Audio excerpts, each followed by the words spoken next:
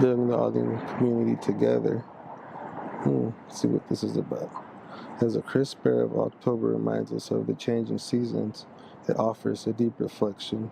Change is inevitable, but we navigate it together as our choice.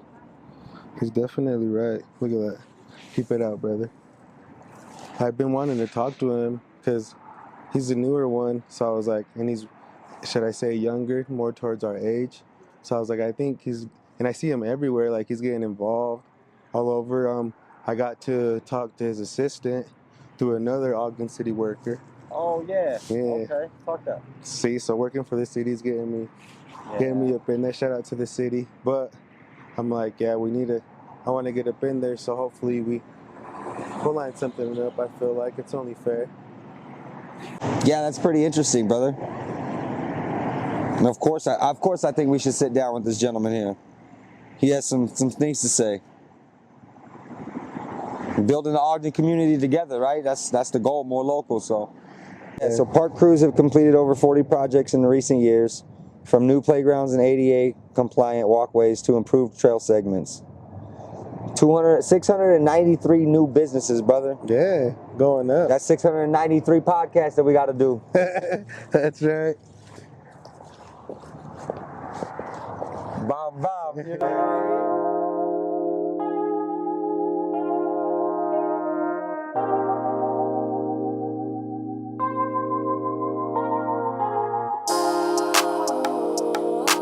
Hey, Red, I know you got that pressure.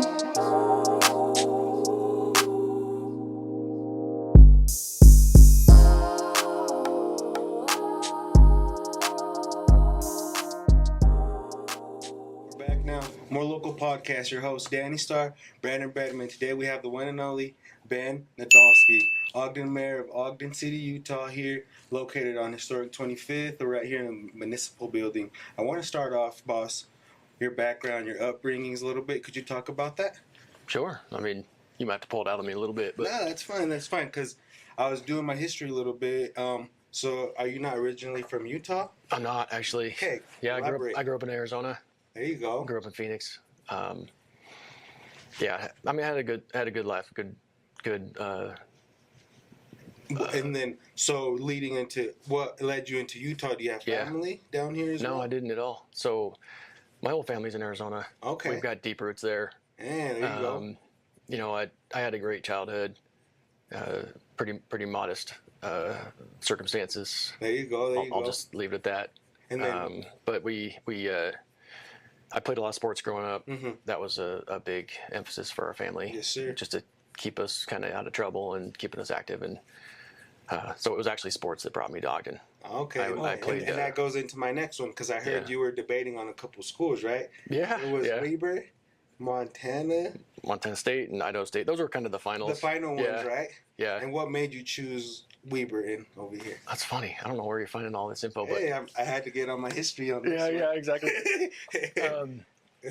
So at the time, so I played football at a junior college in Phoenix, downtown Phoenix. Yes, sir. And that's like a real kind of recruiting emphasis school, for trying to get to the next level, right? Mm-hmm. Junior college is like a real developmental time in my life. Football? Yeah. Okay. Yeah. So I was real young, late to mature physically and so on. And so that extra 2 seasons there, gave you that 3 semesters, kind of gave me that extra time to catch up a little bit physically. And I had a lot of opportunities around the country, a lot of small schools, NAIA, Christian schools, and things like that. And it ended up kind of coming down to Idaho State, Montana State, and Weber State. And I remember having all 3 like recruiting visits booked. I went to Montana State first, and being a kid from Phoenix, and we didn't travel very much. I'd never really seen it actually snow. I'd seen snow before, but I'd never seen it actually snow. Yeah. Even though snow's only a couple hours from Phoenix. So that's where I remember flying into Bozeman, and the plane landed in like 1.5 feet of snow. It was wild. Wow. Yeah. And started doing snow angels. I know, right? And my parents were like, oh, you got to get ready for weather on this trip. And I had like high tops, right? And a windbreaker, and I was just so cold. And it was a great trip, but if you think about it logically, Montana State had a better football team at the time. They were building like all these big fancy facilities. They were really pushing all their uniforms and their gear and all that. Yes, sir. They have my major. They put me in touch with all the professors. It was really close to the Yellowstone National Park, which is really close to the major I was pursuing. Yes, sir. And then they put me on the plane, and I verbally committed when I was there. I was like, this is a no-brainer. Right. Wow. Right. And I'm coming. I got to go do this thing, go to Weber State, go up to Pokey, check out Idaho State. I was going to Idaho State because I had teammates that went up there and they got lobster on their visits. And I was like, Oh, okay. I'd never even seen a lobster, you know. Hey. And so, I mean, to think about like what it must taste like, I was like, Yeah. I was just trying to experience the world because I just didn't have a lot of Yeah. exposure in my youth, you know. Yep. And so, but I remember when I came here, I flew straight from Montana State to Weber State. Mm-hmm. And I just felt instantly welcomed here. It was the craziest feeling. And at the time, they were just on the heels of almost dropping their football program because of finances. They were winning some games, but not as many as Montana State. Yeah. So their facilities were not up to speed, et cetera, et cetera. Right. They didn't have my major. Like, they were on the quarter system at the time, so I was going to have to take a break for a minute. I mean, it just didn't. Wow. It didn't pencil. But I remember when I got home, I had both scholarship offers in front of me. Mm-hmm. You know, the contracts. Yeah. And I still had my trip planned for Idaho State, but I was like, I just know where I'm supposed to be. There was some kind of a calling to me. The city was calling in. Yeah, the city. And they're like, what did you like about it? I'm like, I can't even explain it. But I was like, I felt warmly welcomed by the team. The town felt right for me. It was really strong, like middle class, working class mentality. It just reminded me a lot of who I was and wanted to be. Wow. And so I remember my mom and dad were like, well, you're a grown ass man. Right? You know, this is your call, not ours. Yeah. You know, we're here to help if you have questions. And so I just went with my gut, and I just came here. And you know, there's times where you make life choices and you worry or you wonder. Yeah. You're like, dang it, I make a mistake. You know. Well, that's the beauty of it. I'm like, and that's what I talked to Brandon about. I rather take the risk and fail or whatever one of people, because there's not really failing. Like, you can try it again. And that's what I tell B. I'm like, I rather take the risk to do it than be living with the denial of like, I should have done it. That's correct. And that's where I'm at in life right now. I'm like 100%. And I took that leap of faith. I kind of based it on my instincts and my gut. And I wouldn't say I haven't regretted it since, because I had times early on in my experience where you have big life setbacks and you're like, dang, did I have to deal with this? Yeah, well, and what if I had made a different choice? But it's like, but with time and experience and growth and maturity, you're like, those were the growth moments. And that's why God put me here. Yeah. You know, if you don't mind me talking like that, That's that's just just personal. Speak however you Yeah. speak however you will. There was a reason that I'm supposed to be here, and overcoming those challenges, contributing to our team, and building something that's now very lasting. You know what I mean? Yeah. Oh yeah. Well, that's how I feel like doing what we're doing here, being an influencer, podcaster, whatever people want to put behind us. Because I feel like the moniker. I feel like I'm definitely doing what I'm supposed to be doing now. It might have took me a second, like you're saying, but even then, every day is still like, it's maybe this always better, about this growth. and this. Yep, exactly. And that's something we talk about. Danny, since you work here, you get it. Yes, sir. Yes, But sir. we talk about something called the Ogden Way. Yes, sir. And the Ogden Way starts with our values and this mindset of constant growth. It's just personal and professional growth and improvement and innovation and drive. Yes, sir. It's something that I espouse from this office. It's something we espouse throughout the organization. And it's something that I think is really critical to becoming the best version of you, right? But it's the best version of us, too, here at the city. Oh, yeah, because it's all one big... I love that, actually, the Ogden Way. That's amazing. Right. And like that. But it's so important that we don't back down from the challenges. You got to lean into challenges. Yes, and that's what that experience taught me was, don't regret the decisions you made. Just regret if you don't make decisions. You know what I mean? There you go. And then push your way through the challenges, because that's where the growth happens. Growth doesn't happen without some pain. That's just a fact. That's right. That's the truth. That's the truth. Right. No, I like that. Because I was going to touch base just geographically, you know, you said Bozeman, right, and Ogden. Yeah. You know, you've lived here, you were there. I mean, it's probably hard to like reach back to that moment, but it's probably the same type of a living environment. I think Bozeman might be a little bigger, a little smaller. I'm not really too sure, but they got the mountains. Yeah. We got the snow. Yep. You know, so I'm just curious, like, what else do you think brought you when you said it called you, other than the teammates? Was it like the mountains? Was it something else that kind of touched with you? No, man, it was the people, 100%. The people, okay. 100%. In fact, it didn't really make sense to me for a lot of years. I just sort of had to put it on the shelf. Yeah. But it makes sense to me now, especially in this job. I hear it all the time. People that come to visit Ogden feel instantly welcomed. They explain the same thing to me that I felt back then. Yeah. They're like, man, this is a really welcoming town. Like, the people here are just super warm. They're really genuine. They're down to earth, right? Yes. Like, we're like normal people, man. We are a cross section of America, and I like to say that we're Ogden, USA, because I really think that we as a town are the United States of America in one city. Like, there you go. We're we're more than just diversity. We are a city that has grit and charm and drive, and we care about our city. You know what I mean? Sure. I love that. We care about each other and about our people. It's different here, man. I'm telling you, it's just, I'm preaching to the choir, right? No, you're good. It's just different in this town, and the people that come to visit from outside, just like I did 30 whatever years ago. Oh, and they keep coming back? Yeah, you feel it, and you're like, whoa, man, this is special. I don't feel this anywhere else I go. And that leads me to when people ask me, what's your dream home, or where would you like to go? Honestly, probably up the road. Shadow Valley, up to Eden. Like, I still want to stay here. There's nowhere else I want to be. And I don't want to be a mayor of any town. Like, I wouldn't be a mayor at all if it wasn't Ogden. You know what I mean? Wow. I'd be doing something totally different. Wow. Doing more of what I was doing, which I was loving, and having a great time. But this is just my town, man. This is our city. These are our people. Yes, sir. And I hate the idea of Ogden becoming Washington, D.C. in our politics and in our everything. Yes, sir. Right. To me, it's just about digging in and serving people. You know, selfless service to others is the most selfish thing you can do. Because it always returns back, and there's a real strong drive and culture of service here. I love that. Right? And we don't even realize that we're serving. But you guys are serving right now. Yeah. I forget that we're doing. Sometimes like, oh, we have all this going on, and it's you're contributing, part of the feel of it, right? Exactly. But you bring what I've seen of you guys is you're bringing energy. When I see you at the rodeo that night, like, I felt your energy because your love for our town is very evident. That means a lot. Thank you. But then that translates into the everything. And that's one thing I'm like, it goes back to what you were talking about in your first episode. If I'm not happy, people are gonna notice it. If I'm not doing the correct thing, or showing off the right people, or saying the right words, it's all gonna come back again. I have to show up here every day with the right energy. Yes, and sir. if I don't, people here feel it. Yes, and when people here feel it and it reverberates negatively, it goes down the line. Yeah, it exports to our city negative, and so it's something I have to be really mindful.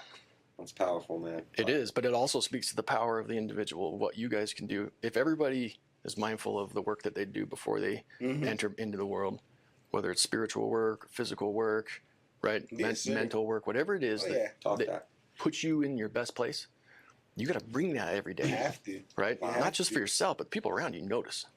And the more influence you have, and the more profile you guys are gaining, yes, sir, the more your energy exports to others. Exactly. Well, that brings me to when people ask me, what's your influence or what keeps me going? I'm like, everything. I honestly get influence from you, Brandon, the camera guy, Eli, everybody being here in this building, seeing all the different things going on. You have the helmet of the Scotch. That's right. The Weaver behind me, everything. And then you got some pins over there. Could you elaborate on those pins real quick for us?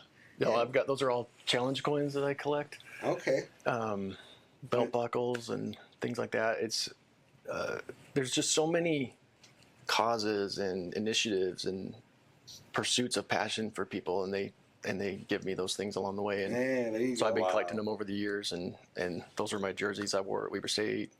My wife's jerseys right here on the other way, and I got my helmet. That's a cool story. Hey, I seen it. Yeah, break down that story. So my first day of it was my first week in the job. I came back to the office after being out at meetings and so on. Yeah. And that helmet's sitting here. I'll grab it. Yeah, let's see. Close up. It's old school. It's like, it's beat to hell, right? Yeah, there we go. But this is how you used to play. You used to lead with your head. So any bad life choices I make now, it makes sense. But I came to work one day, and this was sitting out there in my assistant's desk, and she's like, some guy dropped this off, and I looked at it, and I'm like, this is my helmet. It's got my number on it. It's got my date and everything. I'm like, this is the actual helmet I wore. And he was an airman at Hill Air Force Base, and he found a helmet for every school and bought it in the state. But he got transferred, and he couldn't take them with him, so he was reaching out to the players that wore the helmets. And he was like, "Holy crap! I got the mayor's helmet here." He's on that. I know, right? He's doing something. This was the helmet I wore my first season here from Phoenix. What position did you play? Defensive end. Defensive end. He said he leads with his head. So that's right. Break down one of your favorite sack moments then, because I know you got one. I know you got one deep, maybe not deep rooted, but just what's your favorite day on the field then? Just break it down for us that way. My favorite day on the field. Yeah, your favorite day on the field, if you can recollect one. It doesn't have to be in game. It can be anything. I'll tell something. I don't know why this comes to mind. Let's hear it. I would love to. So I came from Phoenix. The place is hot. Mm-hmm. It's dry. Where I grew up, it wasn't nothing fancy. You know what I'm saying? Right. Talk that. I didn't grow up with the color green in my life. Okay. Water's expensive, right? Yeah. And so I just had this kind of this memory of almost like a dust bowl in my youth. Yeah. And so I remember coming here, and the color green on the grass was something I'd never experienced. I never touched grass like it. Wow. To have it felt like luxury to me. That was the first your feet were on pillows. Yeah, it was like a early life experience of luxury. Was just to be able to stand on grass that was green, that was soft, and then to play on it was like, this is unbelievable. Right. My cuts, man. I'm right, dude. Actually, I was like, man, I'm slow on this. It's thick. Oh, yeah, because you were used to. I was used to nothing. Yeah. You almost playing in turf shoes. It's so bad. You know? Wow. I mean, I remember memories. You look across the field. There's so much dust on the field that you almost can't see the team on the other side. Yeah. And so to come here I just have these really vivid memories of smelling grass that was cut, seeing the color green that I'd never seen before. That's probably one of my favorite smells is fresh cuts. Right? And then seeing the mountains. Because I came here in the spring for a spring quarter at the time. Okay, so there was still white on the mountains juxtaposed with the green on the field. That's probably one of my favorite times. Right? Yeah. And I remember looking up at it, just thinking, man, how did I land in heaven like this? There we go. Right? And you did it. I did. I arrived. I made my goal, and I am in a place that I love. There we go. I'm getting goosebumps just thinking about it, because to grow the color green to me was so new and fresh and vibrant. Wow, that's amazing. Nobody really thinks about nobody really thinks about that. Really, back again. That's why I love Utah, obviously, because it has the change of the seasons too. Mm-hmm. So you get to experience the green, the white on the top of the Big Band. Right. Then right now it's a little bit toasty. We're at that period where it's toastier. So. Bro, I didn't even know. I didn't have seasons. I had hot and not hot. Right? Yeah, see, I can't do that. Yeah. I can't do that. And so I didn't even know when spring or fall landed. It just collided. Yeah. So you're getting a sense for how modest my life was growing up. And we built ourselves up in life. Mm-hmm. And my mom and my dad got to a place of influence in our town. And watching them build themselves and build us. Like my early youth, I remember going with my mom and dad to clean offices. Mm-hmm. The whole family had paper routes. My brother laughs about it. He started collecting Social Security and reporting Social Security like age 6 or something. There we go. It was wild, right? Falling asleep back in the back seat of our family car. It was an old Pinto, right? Wow. For a family of 7, it was a tiny. We were all just cramming that thing, but falling asleep in the back, and I'm supposed to be folding newspapers for my dad to fuck them out the window and tossing them out. Now, I think that's what gives us back again the character who we are, and it's influenced you to who you are right now and all that. Talking about your parents, I seen your mom's over there. Could you break down a little bit about that? Because like you're saying, she was a person in office as well. Someone who was really influential in my life. So growing up the way we did, we lived in a real modest neighborhood. There was a time where some of the big city forces were going to push a freeway through our house in our neighborhood. Okay. And so our whole neighborhood was going to get like eminent domain. and for just long-term transportation planning. And it's like, man, this is our neighborhood. This is where we grew up. It's next to our schools. And my mom took a really active role in standing up against all those forces. And so she created like a neighborhood association. It was called the Greater East Phoenix Neighborhood Association at the time. That's great. And she hosted a lot of meetings in our house, in our living room, and they ended up really catalyzing a lot of influence and leadership just from like real grassroots neighborhood level. Yeah. And I just remember growing up, like waking up in the middle of the night in my youth. It's so hot. We didn't have air conditioning. You know, it'd be about 100 overnight inside the house, and you're just sweating in your sleep. Yeah. So you gotta like, you wake up, get a drink of water, and I'd just see all these people in our house organizing and doing the grunt work, the grassroots work of neighborhood development. And so I grew up watching my mom and dad do that kind of work, even, especially when they had nothing. They didn't have anything to give but their blood, their sweat, their tears, their labor. You know what I mean? And then that's all really we have at the end of the day. Back again, all this material, whatever it's going to be, that's where the legacy, what we're leaving behind, that's what's really going to matter. Everybody thinks that you have to have treasury in order to give, but what about your time and your talent? Yeah, that's one thing me and Brandon always discuss about is all that. And that was what I learned from my parents, and I hope that's what my kids are learning. We're not wealthy independently. It's weird for me to wear suits like this, to be honest. I'm for real. I come from a blue collar background, kind of roll up your sleeves and do the pick and shovel work. Get down to business. Right, which to me is work.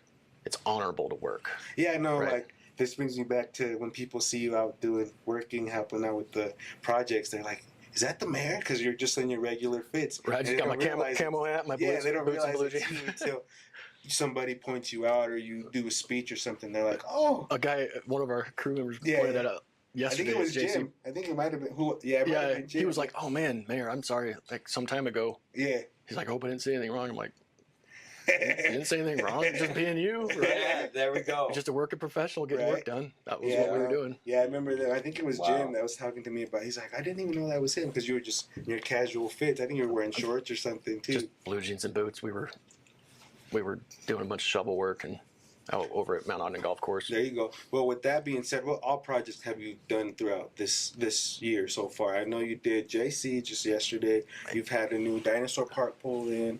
Yeah.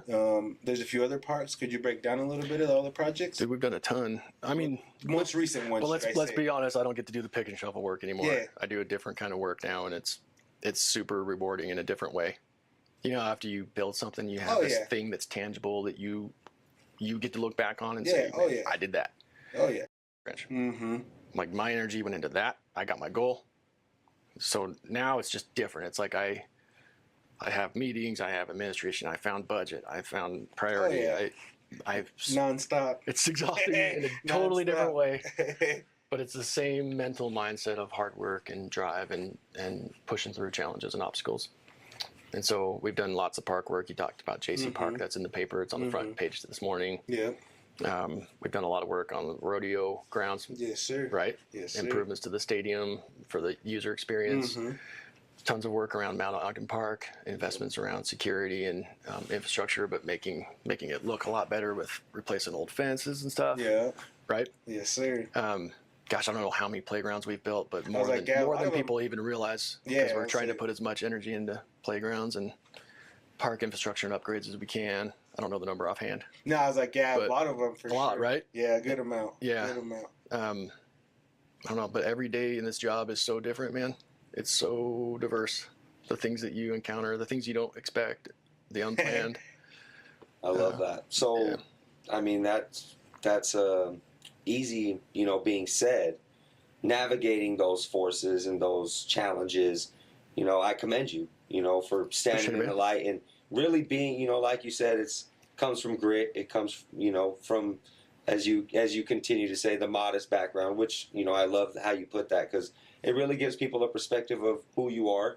And I think that is the goal of the More Local podcast is to kind of bring people together and highlight the, for lack of words, the greatness or the power or whatever words you want to put on the board, the character. I mean, who we are. That's right.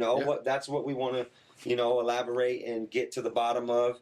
And, we're more focused on the business side, but I think that kind of helps us segue into connecting people to where we live and who, who's guiding us, or in that sense, right? Like you have power you use it well. And I mean, I'm not going to, slide anything here, but being outside and doing those things first, that shows a representation of the character you carry yourself to be now. So. I try to be. Yeah.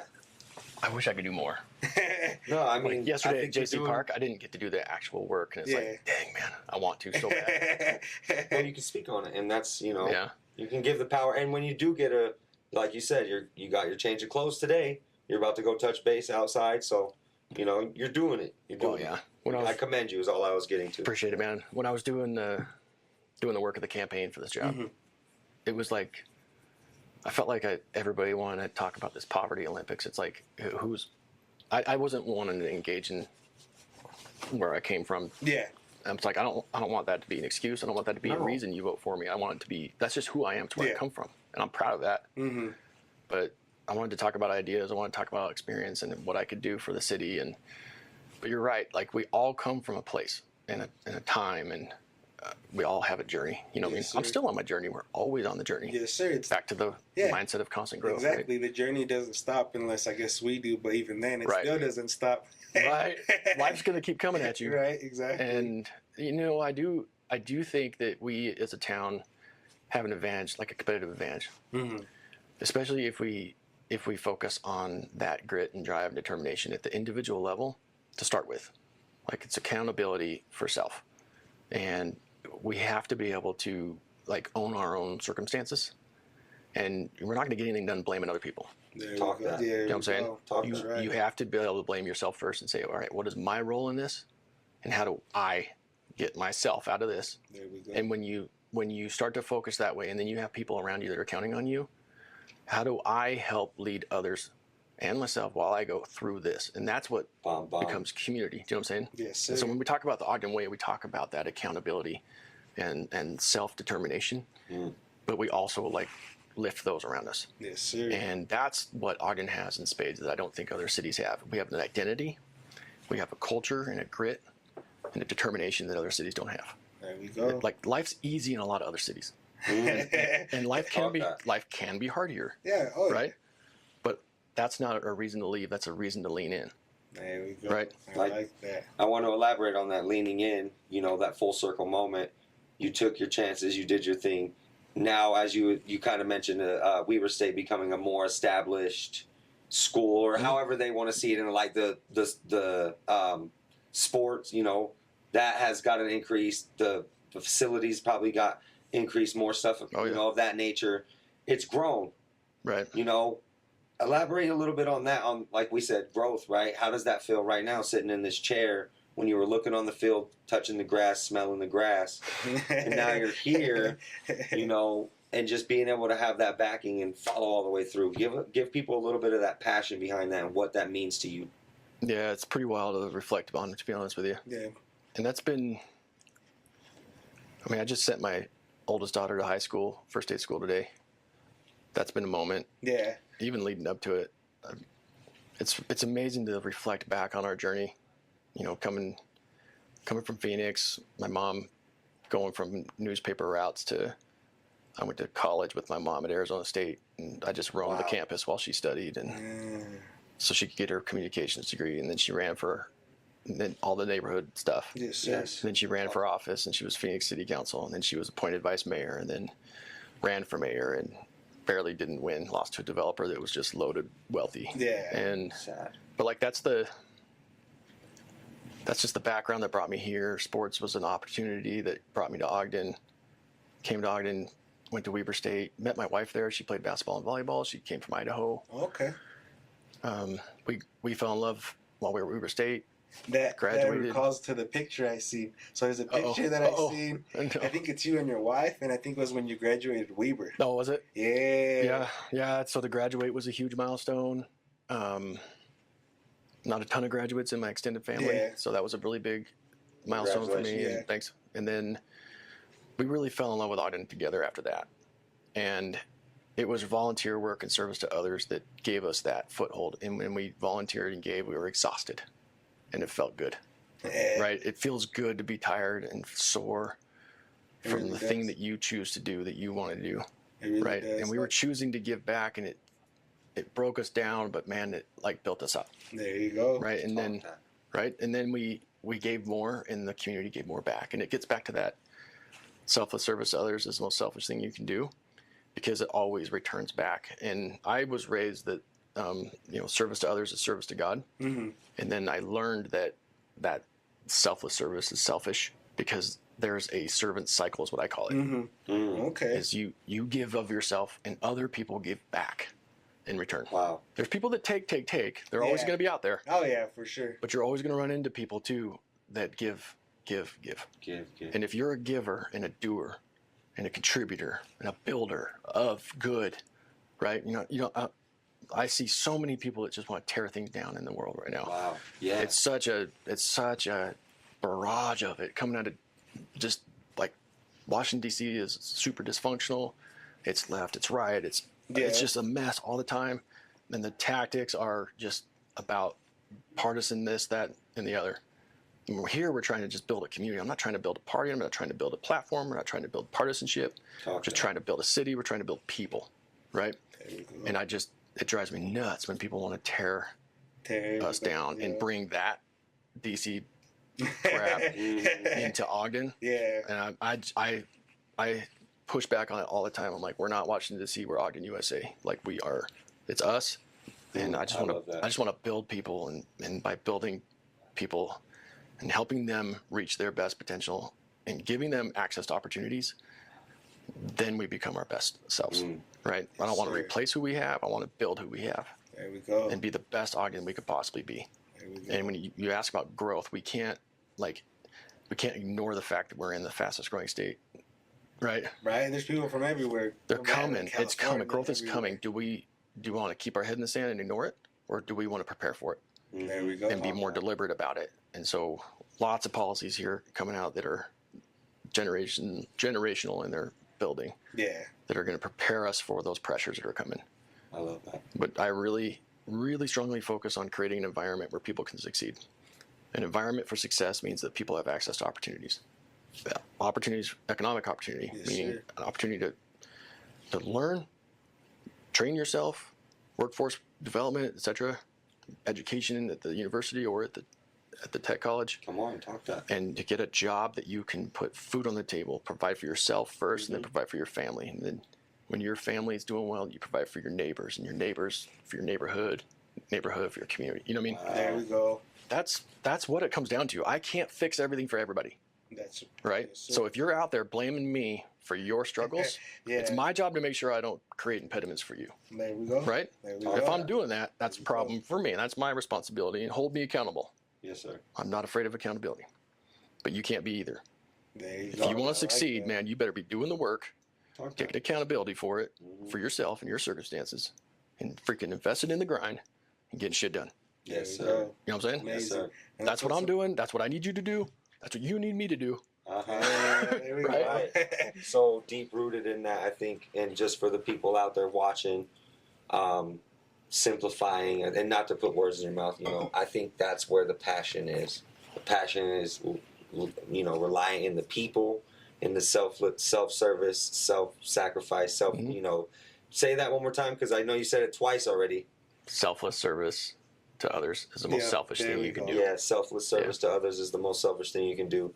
And, elaborating on that, I think that's where the passion is. And we see it. We hear it. I hear it. I'm glad. Yeah, no, you're everywhere, too. As much as we try to be, you're everywhere, dude, I like to hammer, man. I'm hopping.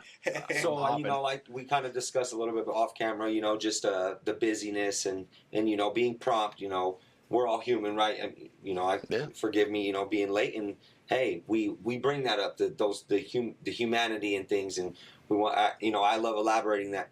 Break it down to us a little bit of your thoughts, because you say you carry, when you're carrying yourself, and man, when you come to the office, that, you have to have, again, the positive attitude, the leadership qualities, the real heart. When you step in that door, that's who you are every day. I know that's who you are off camera, and that's who you are at home, and that reflects in, like you said, the monumental moment with your daughter, dropping her off at school. I mean, to some people, that's, hey, I'm dropping my kid off. To you, that's like, okay, that's a big deal, man.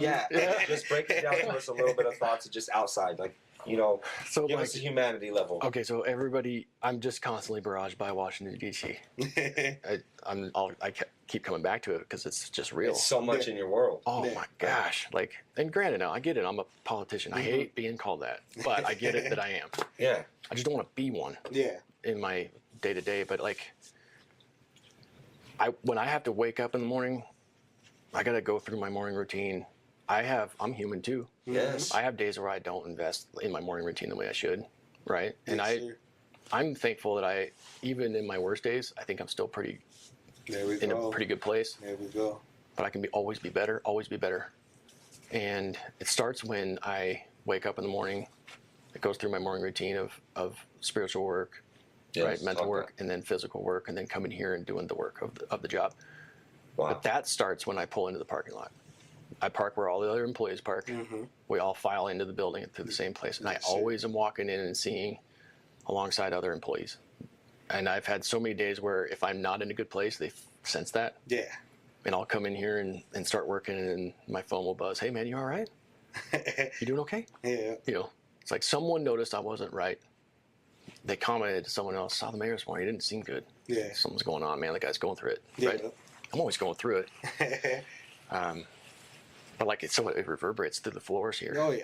And so, I mean, even I get off the elevator and Raylyn welcomes you. She's just full of sunshine and brightness and energy and kindness. Yeah. And I have to return that. Yes, sir. And she'll know if it's not genuine.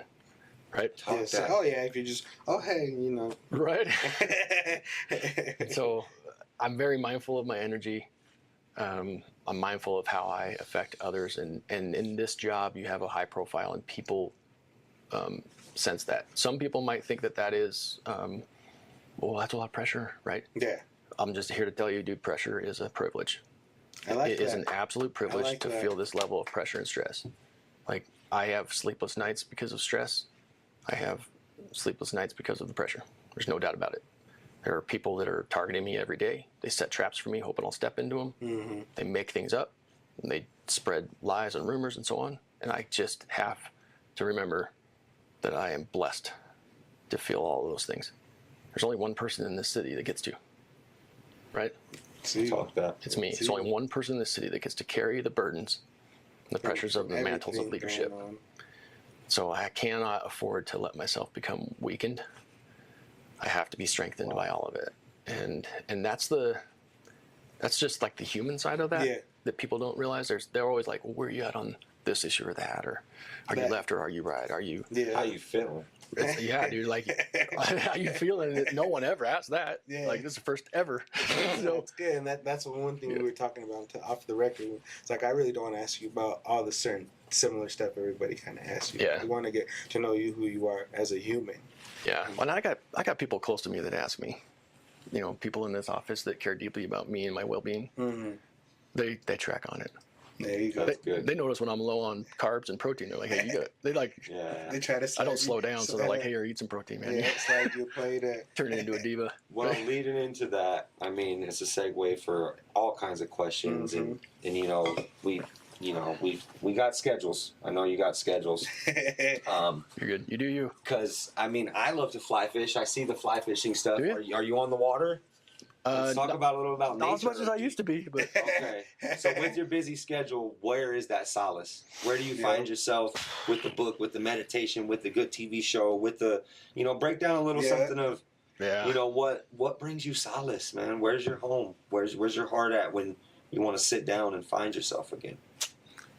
Man, I don't know if there's anything that I love more than watching my kids play sport. Wow. You know, I told you I'm going this afternoon to go watch my daughter play at Fremont. Play volleyball at Fremont. I got two daughters. They're 9th and 10th grade, so they're both playing sports at Ogden High, and it's huge. They play volleyball, basketball, and softball. Oh my, athleticism! Yeah, family. Dabble in a little flag football during Turkey Bowl and such. But, catch him out there with the flags on. Trust. Oh yeah. Who's that guy? He looks familiar. That to me grounds me more than anything is watching my girls play, watching them achieve and challenged and struggling through and finding success.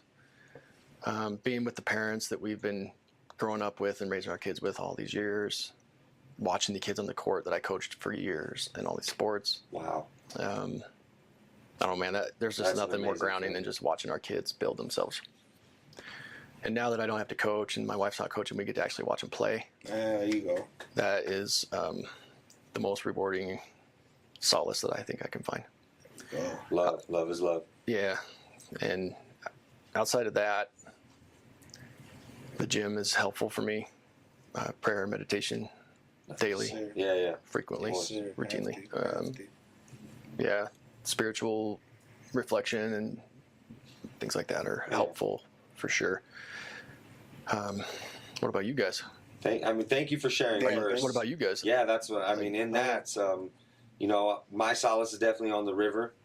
You know, but I find myself in my room writing. You know, trying to become a better writer, and the real heart of it, I think, is, you know, I complain about my dogs all the time. If you got one, you got 4 dogs, and I complain about them all the time. But I think that morning walk when I'm with my dogs and it's quiet, you know, there's things that I think get thrown at me, right? The neighbors coming out saying like, "Hey, you didn't clean up the shit," you know, and I'm like, "Well, I'm not the only one that walks a dog, but I apologize." And I have a bag in my hand, and I'm literally cleaning it up. I'm literally cleaning it up, but I say to myself, I'm grateful.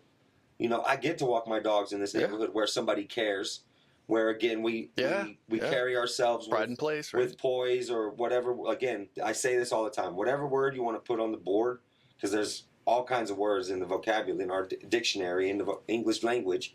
You know, put whatever word you want on there. I think I say that I carry myself with poise, and that's my duty to pick up the shit. And so that's where I think I find myself. You know, again, the heart of solace, you know, when I'm on the water and walking my dogs and, you know, just making sure I remember today when I looked in the mirror, did I really ask the hard question? Yeah. You know, did I get down to business? That's right. Dude, whether you're picking up shit, carrying shit, or just going through shit, dude. Yeah. Like, we're all going through it. Yeah. Yes, sir. That's life, man. This job has given me so many blessings of struggle. Yesterday we dedicated our field house at the Marshall White Center to a fallen officer, Nathan Lyday. I've seen that. And I don't get nervous about giving remarks anymore. It's so common in that. Yep. And I don't do scripts, so my staff, they kind of laugh about it. They try to write you. They try to give me talking points or whatever to start with, and I'm like, I can't read off a thing. Yeah. But yesterday I was like, my hands were shaking when I was walking up to the podium. I'm like, I don't know what I'm going to say, and I just can't screw this up. Yeah. Because I'm looking out in the faces of the people that are doing the same thing. Mm-hmm. They're carrying the shit, man. They're going through it. And it's our police officers, our firefighters, it's our community members, and they're all there looking at me, and I'm like, whoa. It just, for some reason yesterday, it struck me so hard. A little bit heavier. Yeah, I was like, of what the burden and the responsibility is. I'm like, whoa. And I'm like, in this moment, I can't screw this up. They're counting on me to say the right things. Mm-hmm. And if I say the wrong thing, it's going to be offensive. And this is an important moment for the department. Mm-hmm. These guys knew him on a personal level. And I got to be mindful and prayerful of that. And so I've never been in a job that's harder. I've never been more stressed in my life or more tired. And I've never felt more blessed or more thankful to God for the gifts of the burden. It gives back to me so much energy.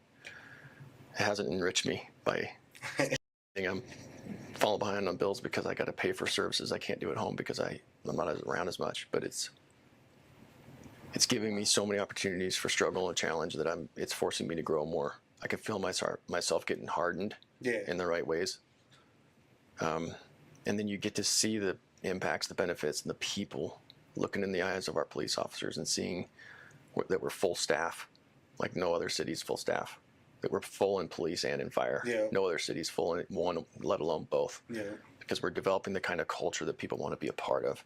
They feel like they're contributing to the good of something, right? Yes, and this is where they get to come and give their gift, and they don't want to give it anywhere else but here. That's the kind of environment we're creating here at the city, and I want you to feel that way when you're at work. right? I want public works to feel that way. I want public safety to feel that way. I want everybody who works here, of the 700 employees that are at the city, to feel like they're working somewhere, that they're giving back and contributing, and that they're developing themselves while they develop a better community and city. You know? Yeah. And I hope and want that for everybody in our city. And I know that everybody can't be the mayor, but not everybody wants to be the mayor, nor should you want to be. I mean, hey, if they did, they would have signed up, right? That's right. That's right. Yeah, Come that's on. right. That's right. If you want to eat shit sandwiches all day long, and this is the spot. This is the shot. This Yeah. is the spot. But where is it that you want to be? What is it that you want to go? Right. You were talking about your passions, your pursuit, your vision for yourself. My passion, well, back to the routine. Let's say I wake up for my routine. I usually do an hour or two to myself to have coffee, whatever, exercise, go to the restroom, get myself mentally ready for the day, whatever it could be, going to work. We have podcasts and stuff in the afternoon. But what really keeps me together is I think about everybody. I get influence from my parents still. They're still around. Luckily, I have them both still. My brothers, seeing them build their businesses. Looking at you, you're always out and about too. What I see from you, you show love to everybody, no matter who it is, from the lowest to the highest person. And then that influences me to keep going of what we're doing. And back again, I want to get my mural painted on a building because I want to become an iconic figure or whatever people want to see me as. And that's what keeps me passionate. And I make music, so my hobbies and all that kind of keeps me grounded down to what keeps me going forward. I wish I had a musical talent. Your voice is. Yeah, there you go. And how you carry yourself. That, I mean, hip hop is engraved in so many facets. Yep. You know, the four elements, you know, DJ, B-boys, MCs, and graffiti. You know, I could go on and on about hip hop. But I think inside that, there's always something special, you know, like, and they say the MC, right? You're an MC. Shaking, standing up, going up to the podium. Yeah. And I mean, you don't have to, it doesn't have to translate to this musical, like, awe-inspiring thing, but it can be that simplistic of poetry, sitting down and writing what, you know, your feelings, your thoughts. I don't know if you journal, but those are, you know, that's a great segue to artistry, creativity, and so never let that voice, you know, we're the voice of the voiceless here at the More Local Podcast. I got a journal in this drawer right here, actually. Yeah, again, you know, commending you for everything you do and the way you carry yourself, you know, but don't forget to let that little kid in there shine a little bit if and when you do get a chance. Yeah, I don't have a beautiful singing voice. I don't have the instrumental talents. I have definitely reflected on, because I watch artists like you, where you get to share your spirit, your soul through your craft. Yes, sir. And that's where I wish I had that talent, because it's like that would be a really good mechanism to share with the world the things that I'm feeling and learning and experiencing. Wow, and so absent that, I 100% recognize that I have a mantle and a bully pulpit to share from. And so I'm very mindful of the way I carry myself. We talk about the energy, but if I have a lot of opportunities to be in front of groups and share a message, what do I want that message to be? And and I want that message to be inspiring. I don't want it to be angry, vitriolic. I want to lift our city. I don't want to. I don't want. You know what I mean? But the world and human nature, we're very motivated right now around anger. Yeah. Right, and divisiveness. Yes, sir. And it's unfortunate, but I want our people to be motivated and inspired for action by positivity. That doesn't mean that there isn't things around us that suck. Oh no, that's. I don't have my head in the sand. I'm not acting like there aren't challenges around me. But how we confront those challenges individually, like when you're confronted with a challenge and you mentally are like, oh, woe is me, this is the mayor's fault, or this is some government, or it's someone else, you are immediately doing nothing to overcome that burden and that challenge. Nothing. That means that only me as the mayor, only the government is responsible for your success? No. You know, Danny, he shied away. He didn't want me to share this, but I'll speak on it because it's real. It's humanity. Yes, in those moments, you know, I wish I did make a better decision. I came into the office, the municipal building here, to pay a parking ticket with the diamond parking people. I don't know what's going on with this. Some company from wherever. Some company that's not in my control. Right. No, of course, right. And I said, who am I going to blame? Who do I blame? Boom. First person I wanted to blame was, of course, the building because the people that it wasn't you immediately. It was the people. Damn the city, right? It was the people that were in here that made me feel that way, right? And no slight to them, they were doing what they were doing. Maybe I was, being a little loud in a building space. This is my communication level right here. I think this is how I was communicating. Again, outside, maybe that wasn't the communication levels that I was portraying. Yeah. And you just said take accountability. We're neighbors. We're people. We're here. This is our community. This is our city. I'll take accountability for that. Okay, maybe I did park in the wrong spot. Blah, blah, blah. I had to come do that, to pay the ticket, and it was stressful. It made me feel uncomfortable, and all those things. And I go, if I would have stepped back and said, where am I accountable in this? Yep. All of that would have been to the side. It would have been assuaged, if you will, to just, hey, we're all trying to live. You got to take responsibility for your part. Right. We're just doing our part. Let's just be honest, dude. I am personally, as the mayor, blamed for everything. Yeah. Right. Yeah. And now I am responsible for a lot of things in this town, though, too. Yeah. And so accountability is mine to own, no doubt. Using that example of parking, that's private property. Yeah. They have every right to exercise and to use it for that purpose. And they can charge whatever they want.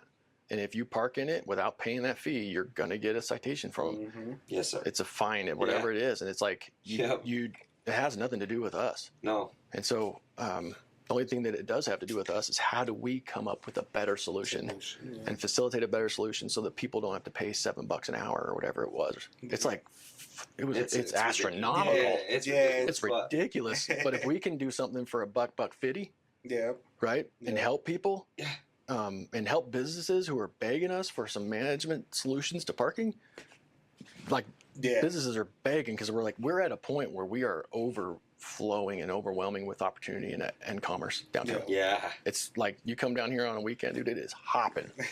Right? Even when they have the twilights last night was hopping. Yeah, it's right. The last people twilight are coming from far and wide too. It's not just like we're just Clearfield and Layton and Bountiful. It's like Price and they're Hooper. They're coming outside the state. Kearns and Tremont. Way south. Mm-hmm. Bro, me and my wife do 3-on-3 just pick up basketball at the Marshall White for kids every week. And I was there what was the last concert? I think it was Wednesday night. Yeah, I think so. Days are running all together for me. We're out there hooping, but I was like, there's no parking anywhere in this whole neighborhood. Wow. And so and you could hear the concert in the background. But that's how many people are coming to our town is they're parking all the way down to the neighborhood. I just witnessed that yesterday, like you're saying. 25th to 23rd, or 28th, 25th to 28th. But again, they're coming here for a reason, and they keep coming back because they feel something here that is attractive. Yeah, they like what they see here. They see our history and our charm, but they see our people. They like what they feel here. It feels real. This is a very authentic town, very sincere town. It's such a cross section of America that just is lacking in so many places. Because all this urban and rural sprawl, it's all it looks the same, it feels the same, it's so easy. You know what I mean? Yeah. And I go and I see those towns. I even talk to the mayors, and they're like, and to me, I'm like, man, I wish I had this much money. I wish I had these many sidewalks. I wish my streets were this smooth. Right? We've got legacy challenges out here that are challenging us all get out. And they tell me back, they're like, I wish I had your sense of community and pride. I wish we had people that gave the way that your people give, a sense of identity and culture that you have. They're so jealous of it. I'm telling you. Go. So that's the Ogden way. That's the Ogden way, man. That is who we are. That's what keeps me grinding. And I will never, ever stop loving the work that we're doing. Yeah. Because I love what I do. I love where I do it. I love who I do it with. I love who I do it for, right? Yes, sir. Those are the ingredients for not just happiness. And fun's not enough for me anymore. That's the ingredient for fulfillment. I like it. Right? I feel fulfilled when I do this work because to me, this is my purpose. Wow. It's not just a passion, it's my purpose. Yes. This is what I'm supposed to be doing right now. And I am so blessed to be able to be so damn tired and doing what I chose to do. Talk that. You know what I mean? Yes, Talk sir. that. Right. Yes, sir. And so anyway, I all the pressures, all the burdens, all the bullshit, I don't care. It's just, it is what it is. I will carry it, and I never pray for a lighter load. I pray every day for a stronger back. I like that. Every day. I like So that. They heard it first right here. Yes, sir. there you go. There we go. So that's the personal side of being a mayor, I guess. There we Right. go. We love, man. I mean, really, like I said again, I'll say it again. I commend you, for how you carry yourself, sitting down, talking with a few average Joes like us.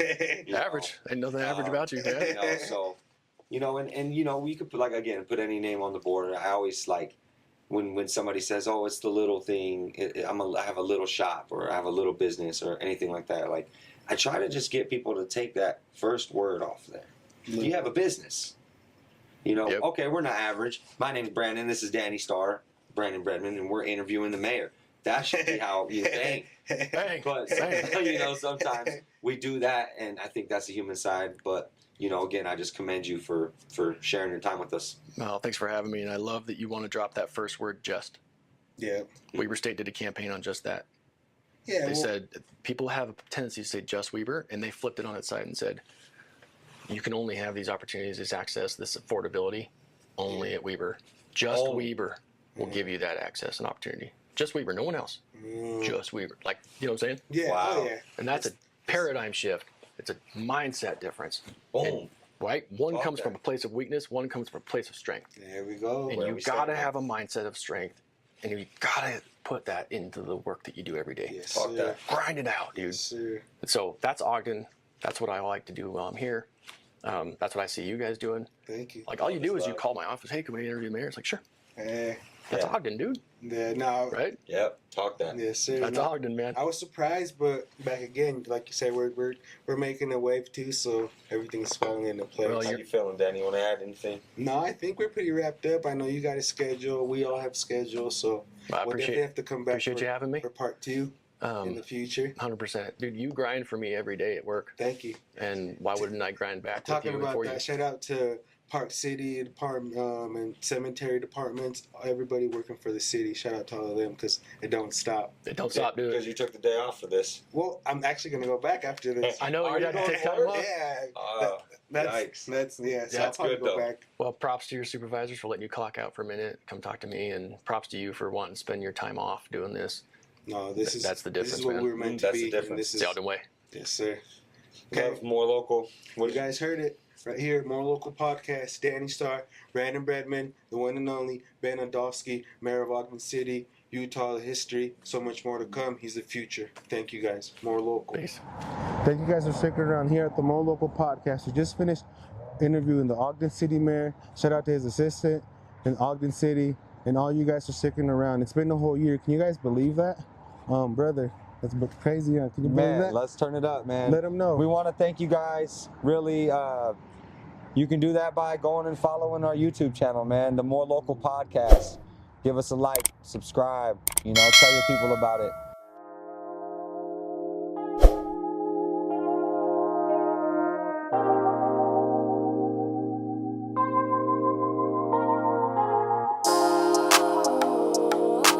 Hey, Ren, I know you got that pressure.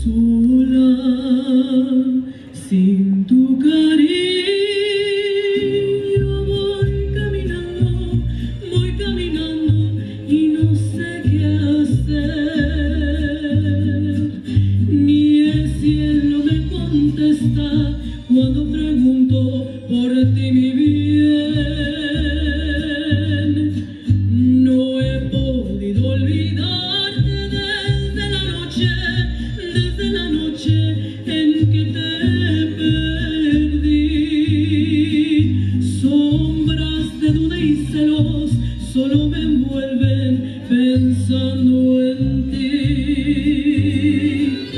Deja que yo te busque y si te encuentro, vuelve otra vez. Olvida lo pasado, ya no te acuerdes de aquel ayer.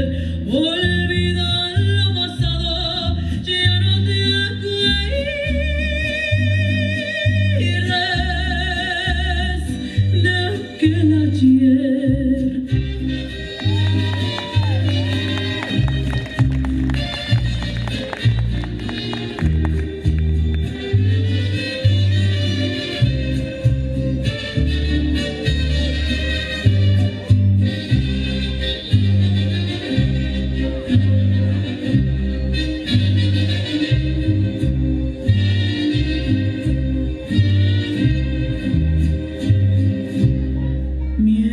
Mientras yo estoy dormida, sueño que vamos los dos muy juntos a un cielo azul. Pero cuando despierto, mi cielo es rojo y me faltas tú. Aunque yo sea culpable de aquella triste separación, vuelve por Dios tus ojos, vuelve a quererme, vuelve mi amor. Deja que yo te busque y si te encuentro, vuelve otra vez. Olvida lo pasado, ya no te acuerdes de aquel ayer. Olvida lo pasado, ya no te acuerdes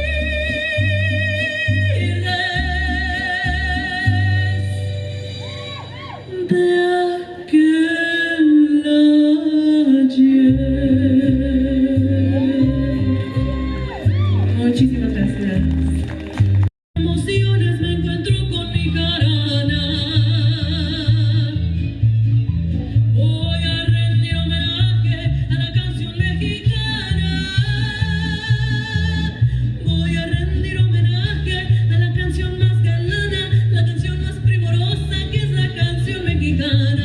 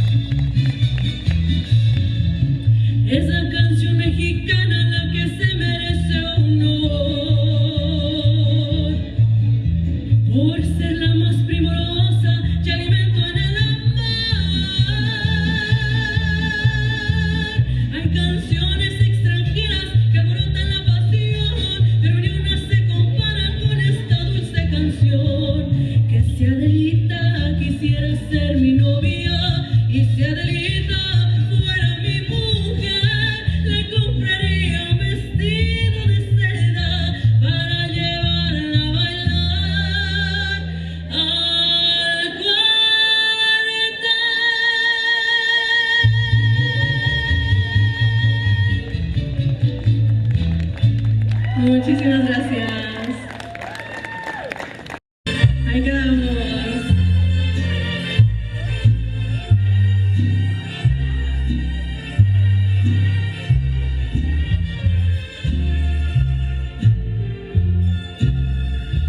Por presumir a mis amigas les conté que en el amor ninguna pena me aniquila, que pa' probarles de tus besos me olvidé y me bastaron unos tragos de tequila. Les platiqué que me encontré con otro amor y que en sus brazos fui dejando de quererte, que te aborrezco desde el día de tu traición y que momentos que he deseado hasta tu muerte.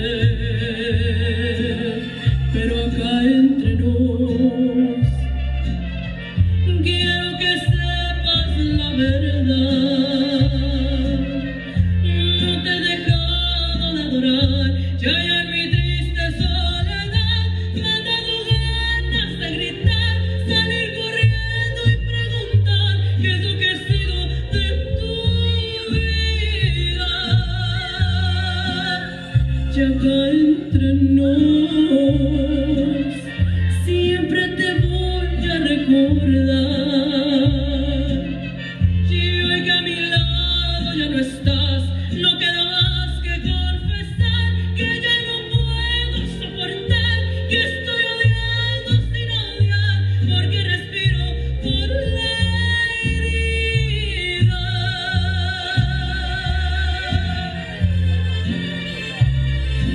¿Y en dónde está ese grito mexicano?